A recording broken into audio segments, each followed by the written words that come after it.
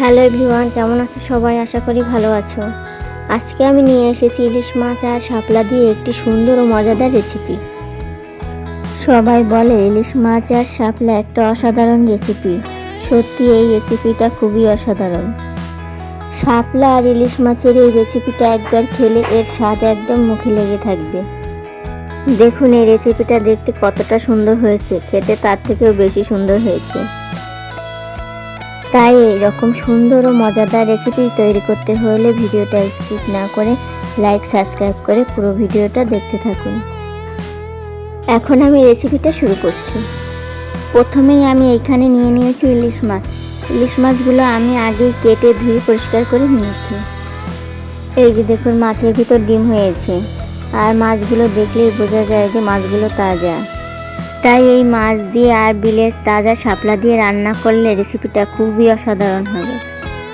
এখন মাছের ভিতর দিয়ে দিচ্ছি আমি পরিমাণ মতো লবণ, আর দিয়ে দিচ্ছি হলুদ। লবণ হলুদ দেওয়া হয়ে গেছে, এখন আমি হাত দিয়ে ভালো করে একটু মাখিয়ে নেব।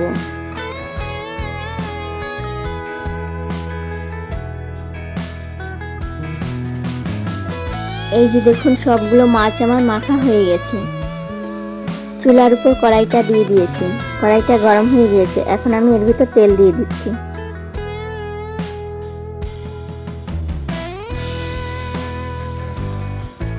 তেলটা গরম হয়ে গিয়েছে, এখন আমি এর ভিতরে মাছগুলো দিয়ে দেব।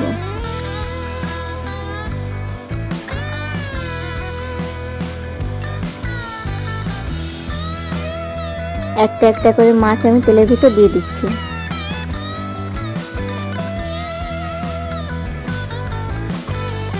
মাছগুলো এক পাশ প্রায় ভাজা হয়ে গেছে, তাই আমি আর এক পাশ উল্টে দিচ্ছি।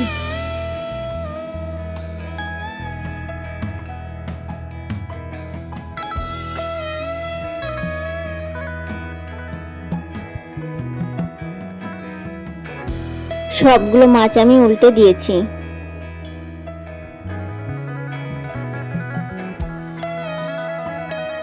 মাছগুলো ভাজা হয়ে গেছে, এখন আমি তুলে নেব। একইভাবে আমি বাকি মাছগুলো ভেজে নেব।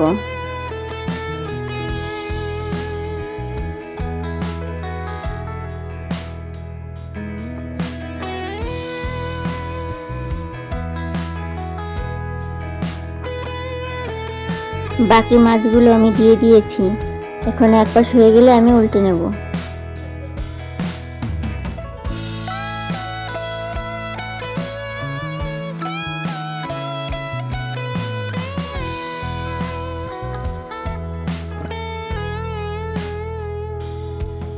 সবগুলো মাছ আমি উল্টে দিয়েছি।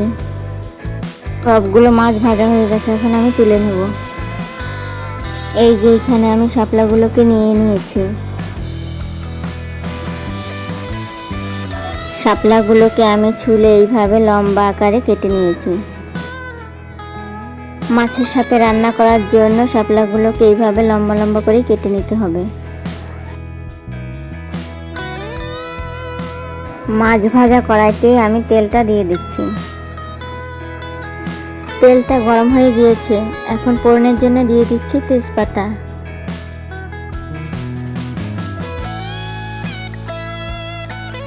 আর দিয়ে দিচ্ছি এর ভিতর গোটা জিরে।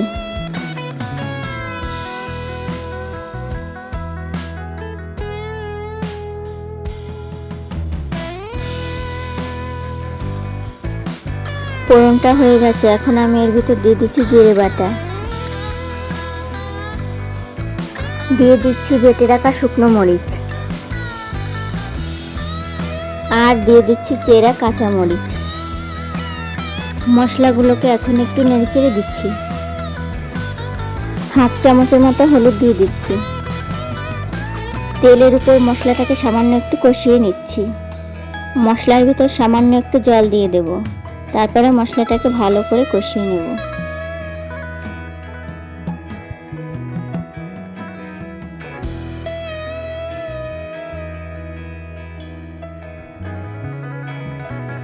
মশলাটা কষা না হওয়া পর্যন্ত আমি বারে বারে একটু নেড়ে চেড়ে নেব।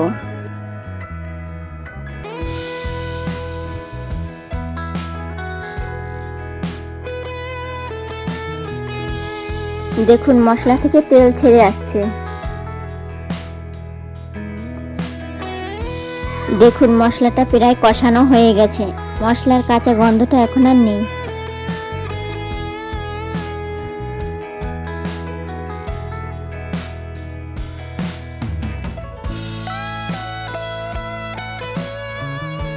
এখন আমি এর ভিতরে দিয়ে দেব পরিমাণ মতো জল।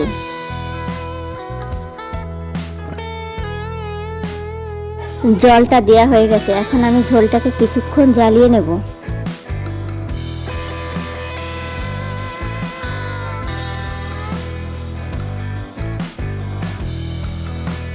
এই যে দেখুন ঝোলটা ফুটছে। ঝোলের ভিতর এখন আমি 2 চামচ পরিমাণে লবণ দিয়ে দিচ্ছি। এখন ঝোলটাকে আমি আরো কিছুক্ষণ ফুটিয়ে নেব। এই যে ঝোলটাকে আমি ভালো করে ফুটিয়ে নিয়েছি, এখন আমি এর ভিতর দিয়ে দেব শাপলাগুলো। শাপলাগুলো দেওয়া হয়ে গেছে, এখন আমি একটু নেড়েচেড়ে ঝোলের সঙ্গে মিশিয়ে দিলাম।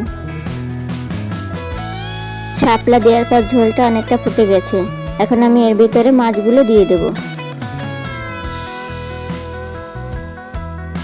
মাছগুলো দেওয়া হয়ে গেছে, তাই তরকারিটা আমি আর একটু জ্বালিয়ে নেব।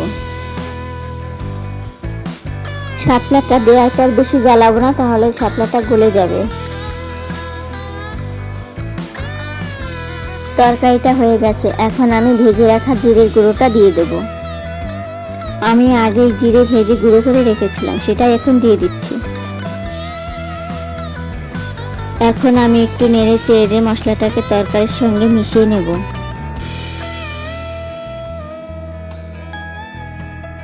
মশলাটা দেওয়ার পর তরকারিটা এখন আর আমি বেশি জাল দেব না।